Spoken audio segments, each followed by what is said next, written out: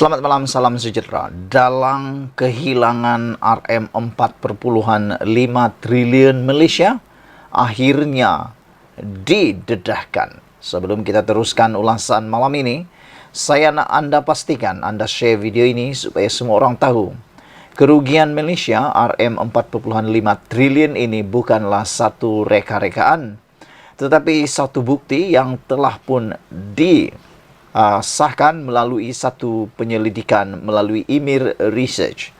Dan apa yang saya dedahkan malam ini ialah bagaimana Rm4,5 triliun itu boleh membantu Malaysia kalaulah itu tak hilang.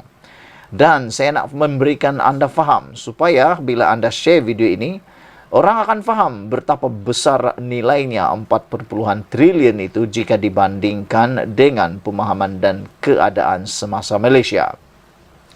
Selain itu, saya tertarik dengan satu tajuk daripada mykmu.net yang menulis bahawa negara rugi Rm4,5 triliun dalam masa 26 tahun, jangan lepaskan pemimpin tua.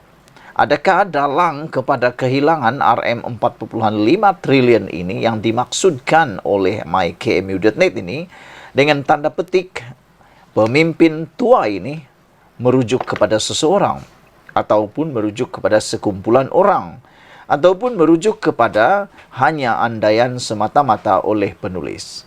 Saya terfikir dan tertarik. Saya tertanya-tanya, siapa sebenarnya yang terlibat di dalam masa tempoh 26 tahun ini? Yang pastinya, ianya bukan melibatkan Perdana Menteri Anwar Ibrahim. Kerana Anwar Ibrahim baru menjadi Perdana Menteri selama 6 bulan. Bukan 6 tahun, baru 6 bulan Anwar Ibrahim menjadi Perdana Menteri. Jadi, yang pastinya saya sangat yakin Anwar Ibrahim tidak terlibat di dalam masa 26 tahun berlakunya kerugian ketirisan 4,5 triliun ini. Yang menjadi misteri kepada kita semua ialah siapakah yang terlibat dalam tempoh pentadbiran 26 tahun ini. Siapa dalangnya? Dan menurut apa yang ditulis oleh artikel ini, dia memetik kepada jangan lepaskan pemimpin tua. Siapakah pemimpin tua yang dimaksudkan ini? Adakah ia merujuk kepada seorang individu yang dah berusia tua? Ataupun adakah ianya merujuk kepada segolongan atau sekumpulan pemimpin yang telah lama memimpin negara ini? Ataupun adakah ia merujuk kepada seseorang yang dah semakin tua? Itu pun kita tak pasti. Namun artikel ini merujuk kepada jangan lepaskan pemimpin tua.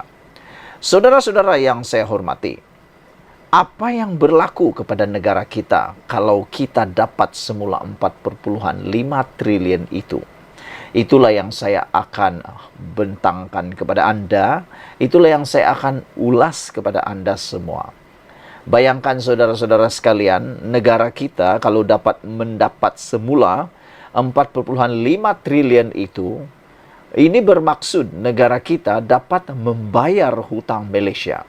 Hutang Malaysia yang telah pun mencapai beberapa triliun itu boleh dibayar dengan menggunakan uang yang hilang ini. Kalau hutang Malaysia itu dapat dibayar, tahukah apa yang jadi? Gaji kita boleh naik, kekayaan kita boleh naik kerana semua uang pendapatan negara boleh digunakan sepenuhnya hanya untuk dibelanjakan, membangunkan Malaysia, membantu rakyat, memajukan rakyat. Jadi bayangkanlah 4,5 triliun itu amat besar maknanya kepada rakyat Malaysia. Kita, Anda, siapa-siapa yang bekerja sebagai penjawat awam, kalau 4,5 triliun itu tak hilang dan diperoleh semula dan diguna bayar hutang, bermakna adalah potensi kita dapat bonus setiap tahun 2-3 kali ganda gaji. Kan itu best. Tapi oleh kerana kemampuan keuangan kita yang terbatas gara-gara guna untuk bayar hutang, maka bonus pun dapatlah secukup rasa. Macam itulah. Tapi Yang lebih menarik lagi, saya juga akan membentangkan kepada Anda apa sebenarnya yang boleh digunakan atau boleh dimaksudkan dengan kehilangan 4,5 triliun ini. Saudara-saudara, sudah pasti kehilangan uang 4,5 triliun ini menimbulkan kekecewaan dan kekesalan buat kita semua. Sekiranya dibahagikan 26 tahun ketirisan berkenan dengan nilai 4,5 triliun yang telah hilang dan tiris itu, negara bermaksud akan mendapat setiap tahun sekitar RM 173,08 bilion. Maknanya, dengan kehilangan itu, maksudnya setiap tahun Malaysia kehilangan sebanyak RM 173,08 bilion. Bayangkan.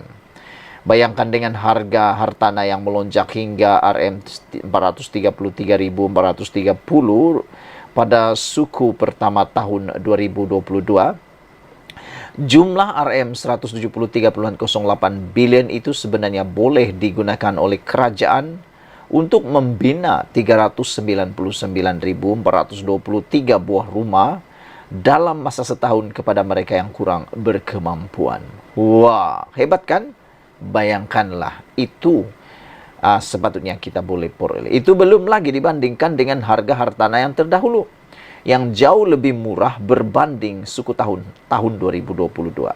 Pastinya, lebih banyak rumah boleh dibuat untuk membantu menampung keperluan rakyat. Maknanya, hampir keseluruhan rakyat Malaysia boleh dapat rumah yang percuma dengan nilai 400,000. Wah, hebat kan? Bahkan bukan itu sahaja.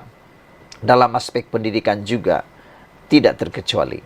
Seperti rakyat sedia maklum, sebanyak RM 55,2 bilion telah diperuntukkan kerajaan kepada Kementerian Pelajaran Malaysia pada bajet 2023. Jika didarabkan dengan anggaran 80 tahun ke atas, jumlah RM 55,2 bilion mampu mencapai kadar sekitar RM 4,5 triliun. Apa maknanya itu?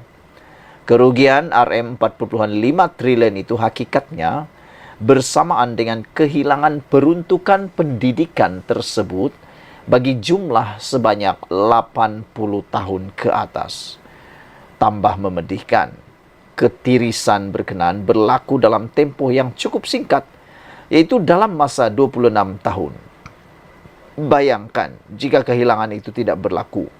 Adakah kita akan dapat melihat golongan pelajar di negara ini mengikat perut mereka demi menuntut ilmu? Mungkinkah terdapat sebarang gelendangan di jalanan atau golongan berpendapatan rendah B40 yang terpaksa menyewa rumah kerana harga hartanah yang mencanak naik? Bara rasuah dan penyelewengan bukan lagi satu perkara ringan. Semua pihak perlu bersatu padu menentang dan membasminya, bermula daripada sekecil-kecil kesalahan. Sekian dulu untuk kali ini. Jangan lupa share video ini, tinggalkan komen Anda. Jumpa lagi. Bye-bye.